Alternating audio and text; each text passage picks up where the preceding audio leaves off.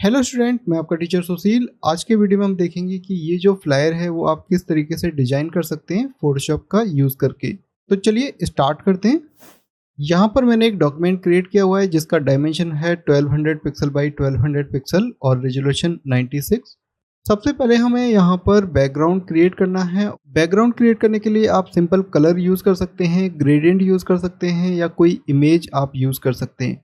लेकिन मैं यहाँ पर एक कस्टम डिज़ाइन क्रिएट करना चाहता हूँ और उसके अंदर थोड़ा सा पैटर्न यूज़ करना चाहता हूँ। सबसे पहले हमें यहाँ पर कुछ पैटर्न वाली इमेजेस डाउनलोड कर लेनी है, उसके बाद हम बैकग्राउंड क्रिएट करेंगे। जब आप गूगल इमेजेस पर आते हैं और पैटर्न डिज़ाइन सर्च करते हैं तो इस तरीके की इमेजेस आपको देखने को मिलेंगी। इन इमेजेस का यूज़ करके आप पैटर्न डिज़ाइन कर सकते हैं। जो भी आपको ब्लैक एंड वाइट पैटर्न चाहिए उसे आप डाउनलोड कर लें, जैसे कि मैंने ये सेलेक्ट किया हुआ है। इसके अलावा किसी भी पैटर्न को आप यहाँ से चूज़ कर सकते हैं। उसके बाद आप इसे सेव कर लें और फोटोशॉप के अंदर प्लेस कर लें। मैं टाइम सेव करने के लिए इसे राइट क्लिक करके कॉपी कर रहा हूँ और उसके बाद फोटोशॉप के अंदर आकर हम कंट्रोल वी से पेस्ट कर देंगे। तो ये इमेज यहाँ पर आ गई है और सबसे पहले आप इसे एज टू एज इस तरीके से स्केल कर लें और डॉक्यूमेंट के सेंटर में इस तरीके से प्लेस कर दें। अप्लाई करता हूँ। अप्लाई करने के बाद आपको ब्लैक या वाइट किसी भी एक पार्ट को डिलीट करना है। डिलीट करने के लिए हमें यहाँ पर सिलेक्शन क्रिएट करना पड़ेगा। इसके लिए मैजिक वॉन्ड टूल चूज़ करता हूँ और मैं वाइट वाले पार्ट को डिलीट करना चाहता हूँ। तो मैंने यहाँ पर क्लिक किया, सिलेक्शन आ गया है।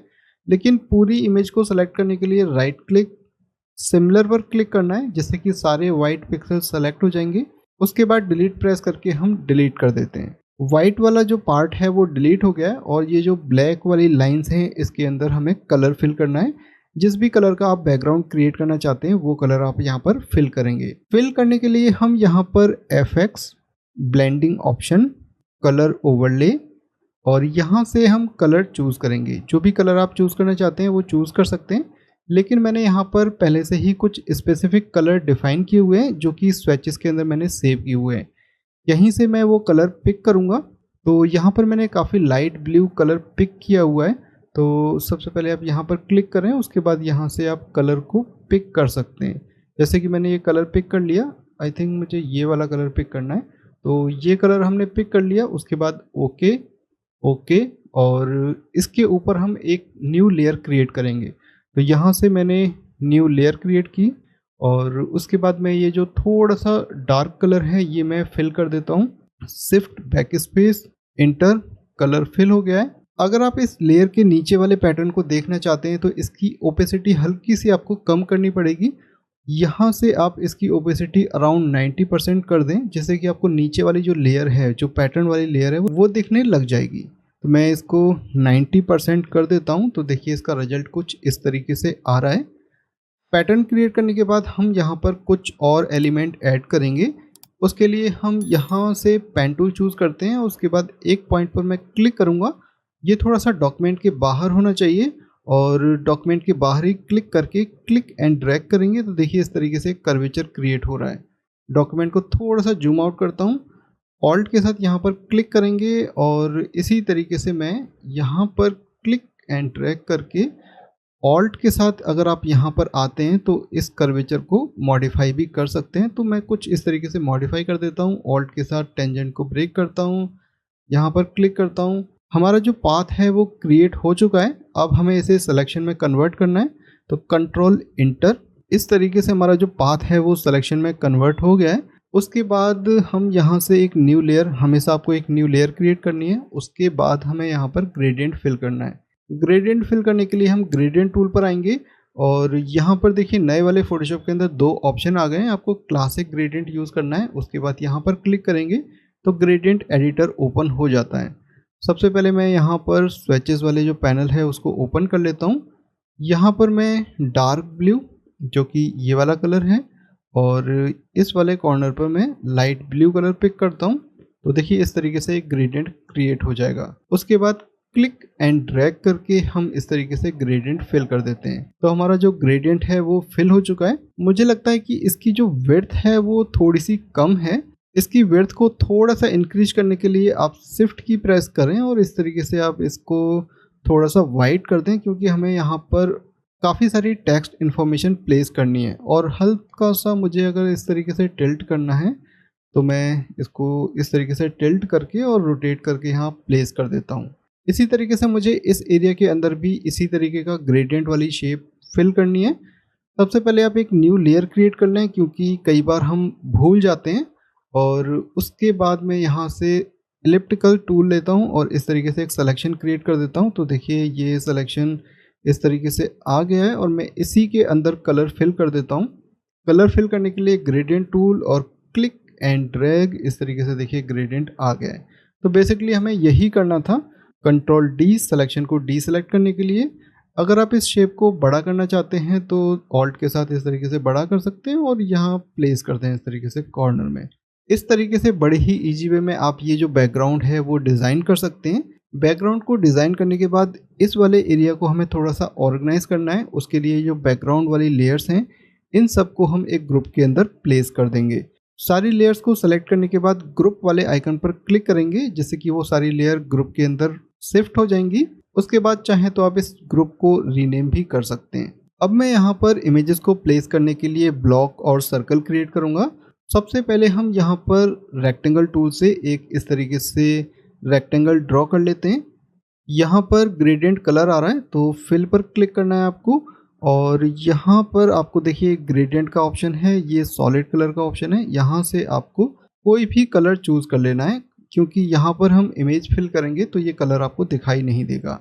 उसके बाद हमें यहाँ स्ट्रोक पर आना है और स्ट्रोक जो कि बॉर्डर होगा और वो वाइट कलर का हमें रखना है। तो यहाँ से वाइट कलर आप चूज़ कर लें और इसकी थिकनेस आपको यहाँ से इंक्रीज करनी है। मैं यहाँ पर 12 पिक्सल का बॉर्डर क्रिएट कर रहा हूँ। इसके बाद आप अगर इसकी अलाइनमेंट चेंज करना चाहते हैं वो भी कर सकते हैं। उसके लिए आपको इस वाले आइकन पर क्लिक करना है और यहाँ पर ये वाला जो आइकन है ऊपर यहाँ बॉटम में देखने को मिलेगा, तो आप यहाँ से भी कर सकते हैं और इस वाले प्रॉपर्टी पैनल से भी कर सकते हैं। फर्स्ट ऑप्शन इनसाइड के लिए है, सेकंड ऑप्शन सेंटर के लिए है और थर्ड ऑप्शन आउटसाइड के लिए। वैसे तो आप कोई भी ऑप्शन चूज़ कर सकते हैं, लेकिन मैं पर्सनली इनसाइड जो ऑप्शन है वो चूज़ करता हूँ। मुझे लगता है कि स्ट्रोक की थिकनेस थोड़ी सी और बढ़ा देते हैं, अराउंड 15 पिक्सल। अब ये देखने में काफ़ी अच्छा लग रहा है। अब हमें इसके जो कॉर्नर हैं उनको थोड़ा सा राउंड करना है। सबसे पहले आप इसकी जो साइज़ है वो आप देख लें कि आपको कितनी विड्थ कितनी हाइट रखनी है। उसके बाद हम इसके कॉर्नर्स को राउंड करेंगे। तो मैं थोड़ा सा इसको वाइट कर देता हूँ। उसके बाद अप्लाई करते हैं और इन पिन, ये जो पिन आपको देखने को मिल रही है, इससे आप कॉर्नर को राउंड कर सकते हैं। तो इस तरीके से हमने राउंड कर दिए, इनको मैच कर देना है एकदम यहाँ पर। तो ये इस तरीके से कन्वर्ट हो चुका है। उसके बाद मैं अगर इसकी साइज़ वगैरह इंक्रीज करना चाहता हूँ तो कर सकता हूँ। करने के बाद आपको थोड़ा सा फिर ये इसी तरीके से राउंड कर देने हैं। इसी तरीके से आप यहाँ पर इलिप्टिकल टूल चूज़ करें और जब आप इलिप्टिकल टूल से दूसरी शेप क्रिएट करें तो ये लेयर डीसेलेक्ट होनी चाहिए, नहीं तो ये इसी के साथ मर्ज होके क्रिएट हो जाती है। तो इसको डीसेलेक्ट कर दिया है मैंने और शिफ्ट का यूज़ करके मैं इस तरीके से एक सेकंड शेप क्रिएट कर लेता हूँ और इसको आप लेफ़्ट टू राइट इस तरीके से मैच कर दें विदाउट शिफ्ट के, तो ये सेम साइज़ के हो जाएंगे। उसके बाद इसको मैं हल्का सा नीचे मूव कर देता हूँ और प्रॉपर्टी पैनल को अब हम क्लोज़ कर देते हैं। पेज के सेंटर में करने के लिए अप और डाउन साइड से इसको दोनों को एक साथ सेलेक्ट करें, हल्का सा मूव करें, इस तरीके से आप इसे प्लेस कर दें। अगर आपने अभी तक इस डॉक्यूमेंट को सेव नहीं किया है तो सबसे पहले इस डॉक्यूमेंट को सेव कर लें।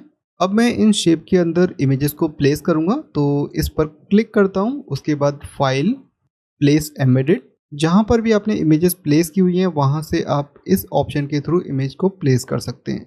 जैसे मैंने एक इमेज ये यहाँ पर प्लेस कर ली है। उसके बाद इसे हम इस शेप के अंदर क्लिपिंग मास्क करेंगे। यहाँ पर राइट क्लिक करना है, ये वाली जो शेप है वो इसके जस्ट नीचे होनी चाहिए। उसके बाद आप right click, create clipping mask, इस तरीके से आप क्लिपिंग मास्क अप्लाई कर सकते हैं। इमेज को थोड़ा छोटा बड़ा लेफ़्ट राइट जो भी आप करना चाहते हैं वो कर सकते हैं। देखिए ये वाला जो पोर्शन है वो देखने में अच्छा लग रहा है, तो मैंने इस इमेज को इस तरीके से प्लेस कर दिया। इसी तरीके से हम यहाँ पर सेकंड इमेज प्लेस कर लेते हैं। ये हमारी सेकंड इमेज है। सबसे पहले मैं इसको स्केल डाउन करता हूँ, right click, create clipping mask और उसके बाद आप इसे चाहें तो मूव कर दें। तो ये हमारी सेकंड इमेज इस तरीके से प्लेस हो गई है। इमेजेस को प्लेस करने के बाद अब हमें यहाँ पर टेक्स्ट इन्फॉर्मेशन प्लेस करनी है। इसके लिए मैं टाइप टूल लेता हूँ और जो भी टेक्स्ट इन्फॉर्मेशन हमें लिखनी है सबसे पहले हम उसको टाइप कर लेते हैं। जैसे ही आप टाइप टूल से क्लिक करते हैं तो यहाँ पर एक डमी टेक्स्ट आ जाता है और सबसे पहले आप यहाँ से कलर चेंज कर लें, जैसे कि मैं ब्राइट वाइट कलर चूज़ कर लेता हूँ। उसके बाद यहाँ से हम फ़ॉन्ट चूज़ करते हैं, जो भी फ़ॉन्ट आप यहाँ यूज़ करना चाहते हैं। जैसे मैं लोटो फ़ॉन्ट यहाँ पर यूज़ कर रहा हूँ और इसके अंदर काफ़ी सारी कैटेगरीज होती हैं। इसमें मैं हैवी फ़ॉन्ट चूज़ कर रहा हूँ जो कि बोल्ड से थोड़ा सा और ज़्यादा हैवी होता है। और इसके बाद हम यहाँ पर अपनी जो भी टेक्स्ट इन्फॉर्मेशन है वो टाइप करना स्टार्ट करते हैं। और जो भी टेक्स्ट इन्फॉर्मेशन आप टाइप करें वो लाइन बाय लाइन करें। जैसे कि ये फर्स्ट लाइन है, ऑल्ट के साथ मैं इसकी डुप्लीकेट कॉपी क्रिएट करता हूँ और इस पर डबल क्लिक करके जो सेकंड लाइन में आपको लिखना है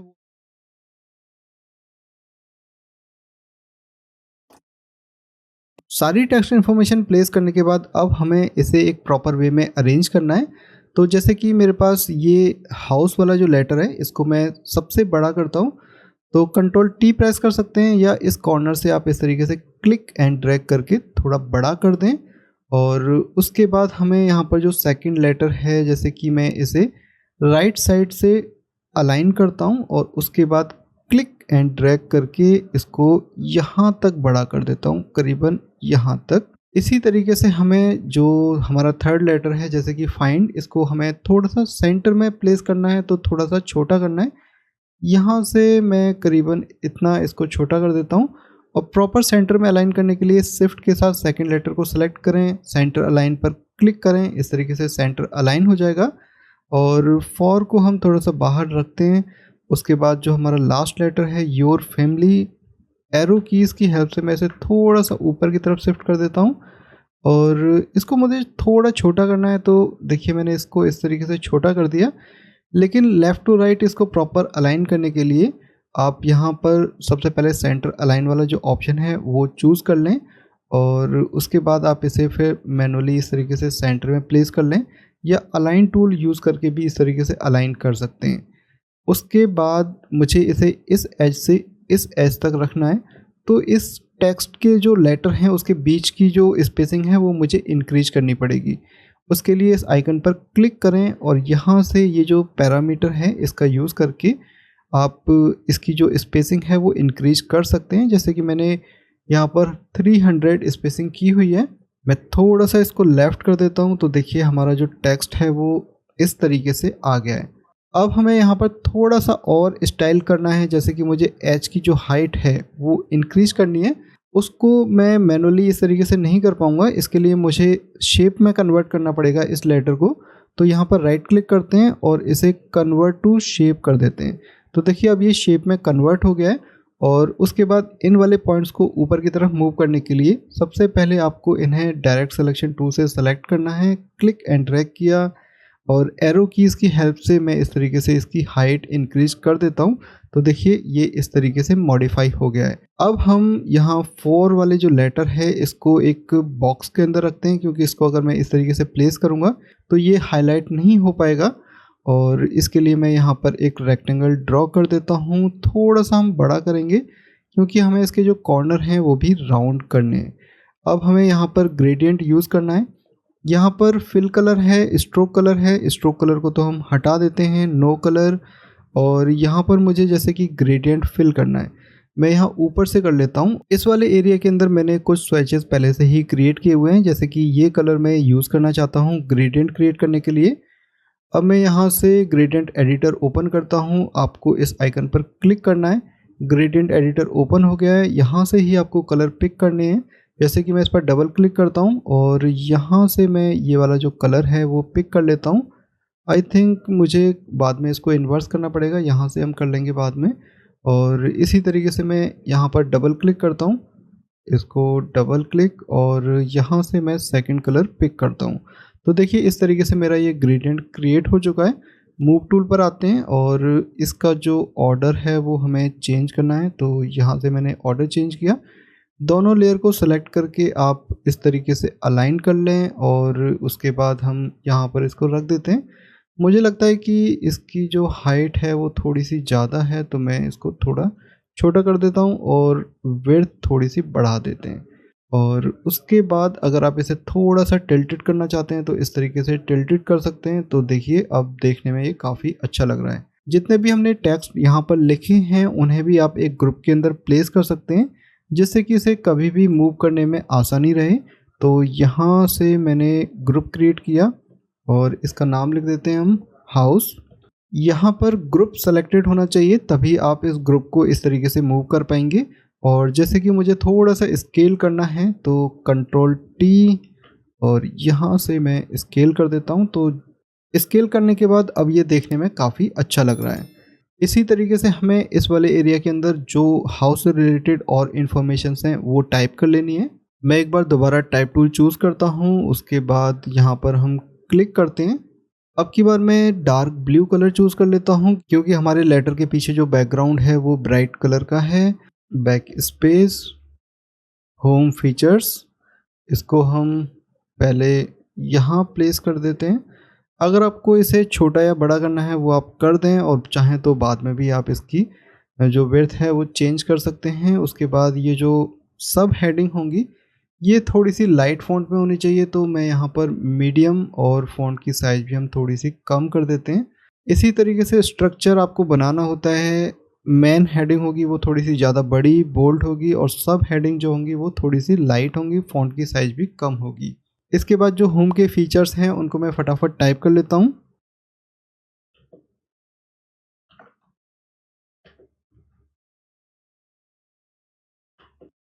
सारे फीचर्स टाइप करने के बाद अब हमें यहाँ पर बुलेट ऐड करनी है, और बुलेट ऐड करने के लिए हम ग्लिफ पैनल का यूज़ करेंगे, जो कि आपको विंडोज़ और यहाँ पर आपको फाइंड करना है ग्लिफ पैनल। ग्लिफ पर क्लिक करते हैं, ये साइड में ओपन होकर आ जाएगा। अभी जो भी आपने फ़ॉन्ट यहाँ पर चूज़ किया होगा वो यहाँ पर आ रहा होगा, लेकिन यहाँ से आपको ड्रॉप डाउन लिस्ट से विंडिंग फ़ॉन्ट्स को फाइंड करना है। तो यहाँ पर क्लिक करें और थोड़ा टाइम लगेगा। आपको यहाँ से विंडिंग 2 सेलेक्ट करना है, उसी के अंदर उस तरीके के बुलेट होते हैं जो हमें यूज़ करने होते हैं। तो यहाँ पर आप देखेंगे कि हमें ये वाला जो बुलेट है वो यूज़ करना है। इस पर मैं डबल क्लिक करूँगा तो देखिए ये ऐड हो गया। अगर आप यहाँ पर स्पेस बार से स्पेस देते हैं तो काफ़ी स्पेस आएगा। इसके लिए हम ये जो सेकंड वाला ब्लैंक एरिया है इस पर डबल क्लिक करेंगे तो स्पेस कम आता है। इसके बाद हम इसे कॉपी कर लेते हैं कंट्रोल सी, उसके बाद बाकी की जगह पर कंट्रोल वी से हम पेस्ट कर देते हैं। अगर आपको इसका कलर चेंज करना है, कोई डिफरेंट कलर यूज़ करना चाहते हैं तो वो आप कर सकते हैं, जैसे कि फ़ॉन्ट का कलर चेंज करते हैं वैसे ही। तो इस तरीके से हमने बुलेट ऐड कर दी। मुझे लगता है कि ये थोड़ी सी बड़ी आ रही हैं। कंट्रोल टी और यहाँ से मैं इसको थोड़ा सा छोटा कर देता हूँ, तो अभी ये देखने में काफ़ी ठीक लगेगा। इसके बाद मैं इसकी पोजीशन थोड़ी सी नीचे कर देता हूँ। अब देखिए इसका लुक कुछ इस तरीके से आ रहा है। और यहाँ पर अगर आप बुक नाउ बटन ऐड करना चाहते हैं, जैसे कि हमने 4 के नीचे एक बॉक्स बनाया है, उसी तरीके से यहाँ पर भी आप एक बॉक्स बना सकते हैं। तो मैंने यहाँ पर क्लिक एंड ड्रैग किया और देखिए जो ग्रेडियंट हमने लास्ट टाइम यूज़ किया था वो यहाँ पर आ गया है। बस आपको यहाँ से ये जो टेक्स्ट है इसकी कॉपी क्रिएट करनी है, और इसका ऑर्डर हम यहाँ से चेंज कर देते हैं। सबसे पहले हम इसका कलर वाइट चूज़ करते हैं और बुक नाउ अप्लाई, और इसके बाद हम यहाँ पर इसके कॉर्नर थोड़े से राउंड कर देते हैं और दोनों को सेंटर अलाइन कर देते हैं। तो देखिए ये हमारी बटन क्रिएट हो गई। इसी तरीके से अगर आपको कोई और बटन ऐड करनी है तो वो भी आप ऐड कर सकते हैं, और इसके नीचे आप कॉन्टैक्ट नंबर लिख सकते हैं। जैसे मैं यहाँ पर कोई डमी टेक्स्ट लिख देता हूँ, तो जैसे +91 जो कि इंडिया का कंट्री कोड है, उसके बाद कोई सीरीज में टाइप कर देता हूँ 95825, उसके बाद 0000, ये एक डमी नंबर है। तो इसका कलर हमें यहाँ से चेंज करना है, तो डार्क ब्लू कलर चूज़ कर लेते हैं। फ़ॉन्ट का साइज़ इंक्रीज करना है तो आप इंक्रीज कर सकते हैं। इसको मैं प्रॉपर लेफ़्ट से अलाइन कर देता हूँ, और इसी तरीके से अगर आपको यहाँ पर रेंट और प्राइस जो भी आपको लिखना है वो लिख सकते हैं। जैसे कि मैं ये जो बुक नाउ है इसी की एक कॉपी लेता हूँ और यहाँ पर प्लेस कर देता हूँ, और यहाँ पर सबसे पहले हमें जो भी प्राइस है वो लिख देते हैं। जैसे कि अगर आप इसे रेंट के लिए बना रहे हैं तो यहाँ पर जैसे 50K का मतलब है 1000, और यहाँ पर हमें एक सिंबल भी लगाना पड़ेगा जो कि रुपी वाला सिंबल होगा, और उसके लिए आपको रुपी फ़ॉन्ट डाउनलोड करना पड़ेगा। यहाँ पर आपको रुपी टाइप करना है। अगर आपने वो फ़ॉन्ट इंस्टॉल किया हुआ होगा तो वो आ जाएगा। फ़ॉन्ट का नाम है रुपी। यहाँ पर ये फ़ॉन्ट मैंने पहले से ही इंस्टॉल किया हुआ है। और रुपी का सिंबल टाइप करने के लिए आपको टिडल की प्रेस करनी है, जो कि एस्केप की के नीचे होती है। तो इस तरीके से रुपी वाला सिंबल आ जाएगा। और इसको मैं इस तरीके से कुछ सेंटर अलाइन करके और बॉक्स को मैं छोटा कर देता हूँ, थोड़ा सा हाइट भी कम कर देते हैं।